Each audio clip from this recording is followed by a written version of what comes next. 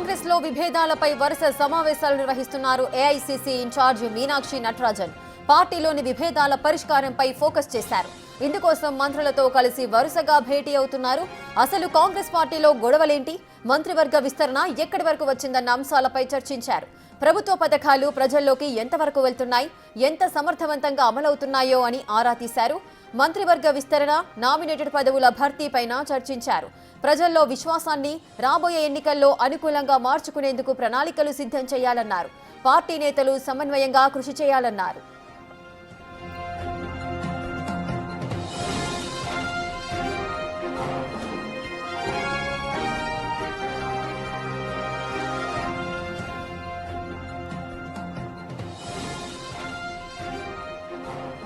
కాంగ్రెస్ లో విభేదాలపై వరుస సమావేశాలు నిర్వహిస్తున్నారు ఏఐసీసీ ఇన్ఛార్జ్ మీనాక్షి నటరాజన్. పూర్తి డీటెయిల్స్ మా ప్రతినిధి హేమ అందిస్తారు.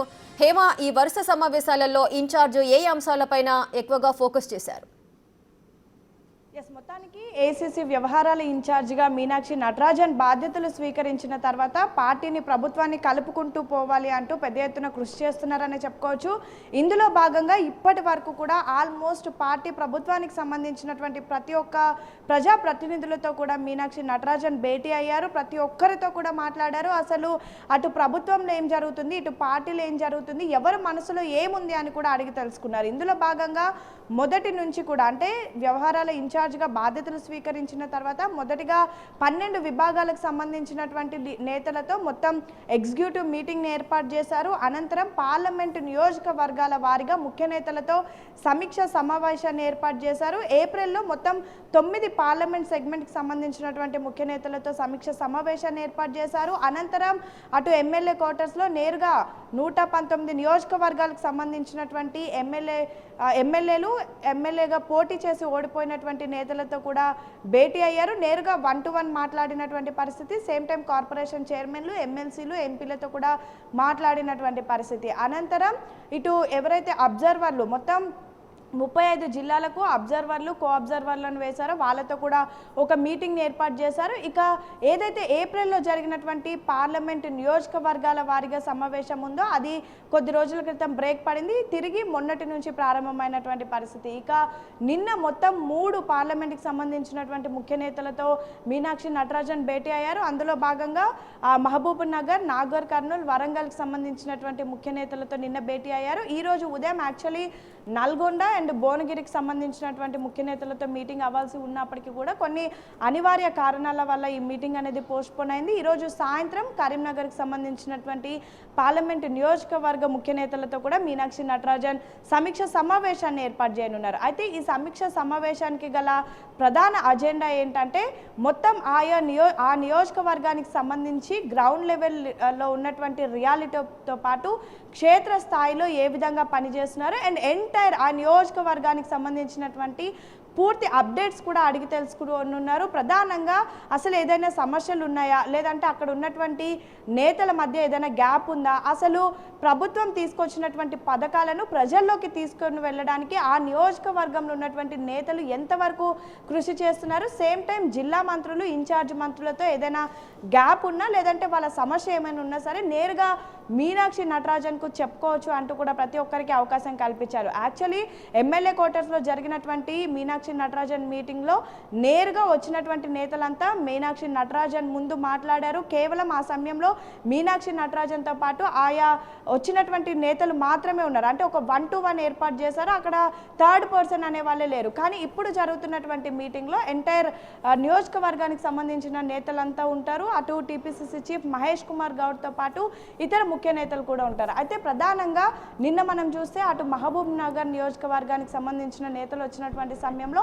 ఆ నియోజకవర్గంలో ప్రాజెక్టులు కానివ్వండి, కాంట్రాక్టులు కానివ్వండి ఎవరికి ఇస్తున్నారో తెలియడం లేదు. కనీసం తమ ఎమ్మెల్యేలని కూడా ఎవరు గుర్తించడం లేదు. తమకు ప్రోటోకాల్ కానివ్వండి లేదంటే తమకు ఇవ్వాల్సినటువంటి ప్రయారిటీ ఏదైతే ఉంటుందో అది ఇవ్వడం లేదు. అండ్ మోరోవర్ మహబూబ్ నగర్ జిల్లా అనేది ఒక సామాజిక వర్గానికి సంబంధించినటువంటి నేతలతోనే నిండిపోయి ఉంది. అక్కడ ఉన్నటువంటి ఎస్సీ, ఎస్టీ, బీసీ వర్గాలకి కూడా సముచిత న్యాయం చేయాలి అంటూ పెద్ద ఎత్తున వాళ్ళ మనసులో ఉన్నటువంటి బాధను అందరి ముందు మీనాక్షి నటరాజన్ తెలిపినటువంటి పరిస్థితి. వెంటనే మీనాక్షి నటరాజన్ త్వరలోనే దానికి ఒక పరిష్కారం చూపిస్తామంటూ కూడా హామీ ఇచ్చినటువంటి పరిస్థితి. సేమ్ టైం అటు నాగర్ కర్నూలుకు సంబంధించినటువంటి ముఖ్య నేతలు వచ్చినటువంటి సమయంలో రీసెంట్గా క్రమశిక్షణ కమిటీ చైర్మన్గా బాధ్యతలు స్వీకరించినటువంటి ఎంపీ మల్లు రవి పైన అనేక కంప్లైంట్స్ ఇచ్చారు. మల్లు రవి అక్కడ ఉన్నటువంటి బీఆర్ఎస్ నేతలతో ఫ్రెండ్లీగా ఉంటూ కాంగ్రెస్ నేతలను పక్కన పెడుతున్నారని, ఏదైతే కొంతమంది దగ్గర డబ్బు తీసుకొని అక్కడ ఉన్నటువంటి ప్రాజెక్టులకు సైన్ చేస్తున్నారు అంటూ కూడా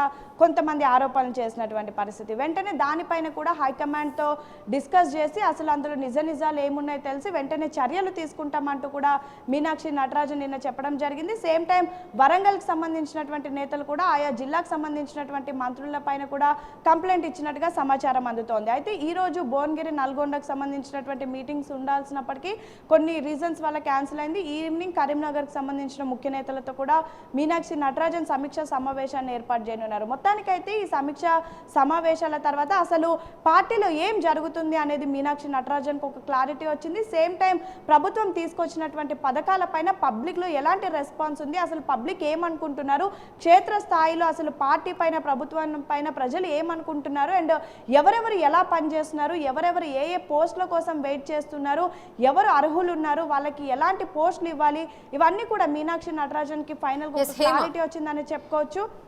హేమ, కాంగ్రెస్ లో ఈ విభేదాలపై వరుస సమావేశాలు అయితే నిర్వహిస్తున్నారు ఏఐసీసీ ఇన్ఛార్జ్. మరి ఈ పరిణామాలన్నింటినీ కూడా ప్రజలంతా కూడా అబ్జర్వ్ చేస్తూ ఉంటారు. నెక్స్ట్ రాబోతున్నాయి లోకల్ బాడీ ఎలక్షన్స్, వీటిపైన ఏదైనా ప్రభావం చూపే అవకాశాలు ఏమైనా ఉంటాయా? ఖచ్చితంగా మీనాక్షి నటరాజన్ టార్గెటే లోకల్ బాడీ ఎలక్షన్స్. ఎందుకంటే మీనాక్షి నటరాజన్ వచ్చిన తర్వాత ముందున్నటువంటి సవాల్ ఏంటంటే లోకల్ బాడీ ఎలక్షన్స్తో పాటు జిహెచ్ఎంసీ ఎలక్షన్స్. ఈ రెండిట్లో ఎలా అయినా సరే కాంగ్రెస్ కొట్టుకురావాలని చూస్తుంది. ఇందులో భాగంగా ఉన్నటువంటి లీడర్లంతా కూడా గ్రౌండ్ లెవెల్లో వెళ్ళి పని చేయాలి అంటూ కూడా మీనాక్షి నటరాజన్ దిశానిర్దేశం చేస్తున్నారు. వచ్చినటువంటి ప్రతి ఒక్క లీడర్ కూడా అసంతృప్తి వ్యక్తం చేస్తున్నారు. ఎన్నో ఏళ్ల నుంచి తమ పార్టీ కోసం పనిచేస్తూ ఉన్నాము, పార్టీ జెండా మోస్తున్నాము, అలాంటిది తమకు కాకుండా పక్క పార్టీ నుంచి వచ్చినటువంటి నేతలకు ప్రియారిటీ ఇస్తున్నారు. పార్టీని నమ్ముకొని ఉన్నటువంటి తమకు పక్కన పెడుతున్నారు, వేరే వాళ్ళకి అవకాశం ఇస్తూ ఉన్నారు. అండ్ మోర్ ఓవర్ ప్రభుత్వం ఏర్పడిన తర్వాత కొంతమంది బీఆర్ఎస్లో బీజేపీలో గెలిచి కాంగ్రెస్కి వచ్చినటువంటి నాయకులు ఉన్నారు, అలాంటి వాళ్ళకి ఎక్కువ ప్రియారిటీ ఇస్తున్నారు, మమ్మల్ని పక్కన పెడుతున్నారు అని ప్రతి ఒక్కరు కూడా ఎంతో ఆందోళన వ్యక్తం చేస్తున్నారు. అలాంటి వాళ్ళందరికీ కూడా మీనాక్షి నటరాజన్ ఒక కొత్త ఆశని నెలకొల్పుతూ ఉన్నారు. వస్తున్నటువంటి లోకల్ బాడీ ఎన్నికల్లో, జిహెచ్ఎంసీ ఎన్నికల్లో మీరు కృషి చేస్తే ఖచ్చితంగా మీరు అనుకున్నటువంటి పదవులు మీకు కైవసం అవుతాయి. నమ్మకంతో ఉండండి, పార్టీ లైన్ దాటకుండా పార్టీ కోసం పనిచేయండి, ఖచ్చితంగా మీరు అనుకున్నటువంటి ఏదైతే పదవులు ఉన్నాయో అవి మీకు కట్టబెడతాము అంటూ కూడా మీనాక్షి నటరాజన్ హామీ ఇస్తున్నారు. సేమ్ టైం పార్టీలో కొత్తగా చేరినటువంటి వాళ్ళకు పదవులు ఇవ్వము అంటూ కూడా మీనాక్షి నటరాజన్ వచ్చినప్పటి నుంచి చెప్తున్నారు. ఈ రోజు వరకు కూడా చెప్తున్నటువంటి పరిస్థితి. చాలా మంది కొన్ని పేర్లను పైరవి చేస్తున్నారు. రీసెంట్గా మనం చూసుకుంటే అబ్జర్వర్లు, కో అబ్జర్వర్లు వేసినటువంటి సమయంలో వాళ్ళకి సంబంధించిన మీటింగ్ ఏర్పాటు చేసినటువంటి సమయంలో మండలానికి సంబంధించినటువంటి అధ్యక్షులు ఒక్కొక్కరు ముగ్గురు పేర్లు చెప్పాలి అని అడిగినటువంటి సమయంలో కొంతమంది నేరుగా ఒకరి పేరు సజెస్ట్ చేసినటువంటి సమయంలో మీరు కేవలం మాకు పేర్లను తెలియజేయండి కానీ పైరవీలు చేయకండి, ఎవరైతే పార్టీ కోసం పనిచేశారో వాళ్ళ బయోడేటా చూసి వాళ్ళ ప్రీవియస్ రికార్డ్ చూసి మేము పోస్టులు ఇస్తాం కానీ కొత్తగా వచ్చినటువంటి వాళ్ళకి ఇవ్వము, అండ్ మోరోవర్ మీరు సజెస్ట్ చేసినంత మాత్రాన మేము పదవులు కూడా ఇవ్వమంటూ తేల్చి చెప్పేసినటువంటి పరిస్థితి. అయితే పార్టీ కోసం పనిచేసినటువంటి వాళ్ళకు ఇప్పుడు ఒక కొత్త ఆశ నెలకొంది. పూర్వ వైభవం అంటే అప్పటి రోజుల్లో లైక్ వైఎస్ రాజశేఖర్ రెడ్డి ఉన్నప్పుడు రోజులు కానివ్వండి, లేదంటే ఉమ్మడి రాష్ట్రంగా ఉన్నటువంటి రోజుల్లో ఎవరైతే పార్టీ కోసం నమ్ముతూ పార్టీ కోసం పనిచేసినటువంటి వాళ్ళకి అప్పట్లో పెద్దపీఠం వేసేవాళ్ళు. కాంగ్రెస్కి ప్రస్తుతం పూర్వ వైభవం వచ్చింది అంటూ కూడా ప్రతి ఒక్కరు భావిస్తున్నారు. మీనాక్షి నటరాజన్ తెలంగాణ వ్యవహారాల ఇన్ఛార్జిగా వస్తున్నారు అనగానే ప్రతి ఒక్కరు కూడా తమకు అవకాశం లభిస్తుంది, తాము అనుకున్నటువంటి రోజులు వస్తున్నాయని పూర్వ కాంగ్రెస్ సంబంధించినటువంటి నేతలంతా కూడా భావించినటువంటి పరిస్థితి. సో చూడాలి మరి మీనాక్షి నటరాజన్ ఇంతమంది ఆశలను నెరవేరుస్తారా లేదంటే నిరాశపరుస్తారా అనేది వేచి చూడాలి. మొత్తానికైతే మీనాక్షి నటరాజన్ వరుస సమీక్ష సమావేశాల్లో కాంగ్రెస్లో కొత్త జోష్ నెలకొందని చెప్పుకోవచ్చు. ప్రతి ఒక్కరు కూడా వచ్చి తమ సమస్యలు చెప్పుకుంటున్నారు, దానికి ఏదో ఒక పరిష్కారం తీసుకొని వెళ్తున్నటువంటి పరిస్థితి, ఖచ్చితంగా పరిష్కారం వస్తుంది అంటూ కూడా భావిస్తూ ఉన్నారు. అండ్ ఏవైతే తమ మనసులో ఉన్నటువంటి ఆ కోరికలు, లైక్ తమ ఈ పదవులకు అర్హులు అని చెప్తున్నారో వాళ్ళపైన కూడా మీనాక్షి నటరాజన్ పాజిటివ్గా రెస్పాండ్ అవుతున్నట్టుగా తెలుస్తుంది. మొత్తానికైతే ఈ వరుస సమీక్ష సమావేశాల తర్వాత మీనాక్షి నటరాజన్ ఒక ఫైనల్ రిపోర్ట్ని తయారు చేశారు. రేపు లేదా ఎల్లుండి ఢిల్లీకి ప్రయాణం అవ్వనున్నారు. అక్కడ హైకమాండ్ ఇవన్నీ డిస్కస్ చేసిన తర్వాత త్వరలోనే అటు క్యాబినెట్ విస్తరణ పైన ఎవరైతే ఆశావాహులు ఉన్నారో వాళ్ళకు ఒక గుడ్ న్యూస్ వినిపించనుంది. సేమ్ టైం టీపీసీసీ కార్యవర్గంలో కూడా ఎవరైతే అర్హులు ఉన్నారో, ఆశావాహులు ఉన్నారో, పార్టీ కోసం దాదాపు 20 ఏళ్ళ నుంచి పనిచేస్తున్నారో ఖచ్చితంగా వాళ్ళకు కూడా గుడ్ న్యూస్ చెప్తారు అని అయితే ప్రతి ఒక్కరూ ఆశిస్తూ ఉన్నారు. మరి చూడాలి మీనాక్షి నటరాజన్ ఇంతమంది ఆశలపైన ఎలాంటి డెసిజన్ తీసుకోబోతున్నారు అనేది మాత్రం ఖచ్చితంగా వేచి చూడాల్సిందే. Right, thank you Hema, thanks for the live details. ఇక కాంగ్రెస్ లో విభేదాలపై వరుస సమావేశాలు అయితే నిర్వహిస్తున్నారు ఏఐసీసీ ఇన్ఛార్జ్ మీనాక్షి నటరాజన్. పార్టీలోని విభేదాల పరిష్కారంపై అయితే ఆమె ఫోకస్ చేశారు. ప్రతి నేతల మధ్య సయోధ్య కోసం అయితే ప్రయత్నిస్తున్నారు. పార్టీలో కష్టపడి పనిచేసిన ప్రతి ఒక్కరికి సముచిత స్థానం కల్పిస్తామంటూ కూడా భరోసానిస్తున్నారు.